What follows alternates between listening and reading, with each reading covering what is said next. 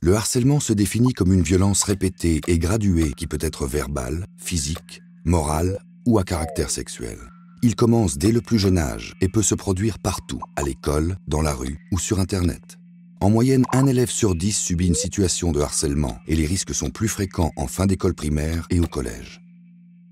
Mais en tant que parent, comment je peux savoir si mon enfant est pris dans une situation de harcèlement? Comment faire la différence entre petites querelles et vrais problèmes? Et si mon enfant perd ses affaires, est-ce que c'est un signe? Comment savoir si ça n'arrive qu'une fois ou si ça se répète? C'est quoi les signes du harcèlement? Eh ben, ma fille qui était harcelée, elle avait tout le temps mal au ventre et ses notes ont commencé à baisser. Mon fils était fatigué, il mangeait quasiment plus rien et il maigrissait à vue d'œil. Il voulait plus voir ses copains. Moi, j'ai découvert que mon fils harcelait un de ses camarades après m'être confronté plusieurs fois à ses accès de colère. Le mien a fini par me dire qu'il assistait à des scènes de harcèlement, qu'il se sentait très coupable de ne pas pouvoir intervenir, qu'il avait peur que ça lui tombe dessus s'il en parlait. Et comment je les détecte, ces signes, si mon enfant ne m'en parle pas? Ben, moi j'engageais la conversation mine de rien en lui demandant « Avec qui t'as joué aujourd'hui? Qu'est-ce que t'as mangé? C'était bon? Ah, et tu parles plus de Paul en ce moment. Vous êtes fâchés? Il y a une bonne ambiance à l'école ?»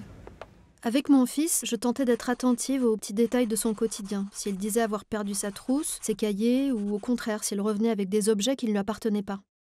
Et vers qui je peux me tourner pour m'aider?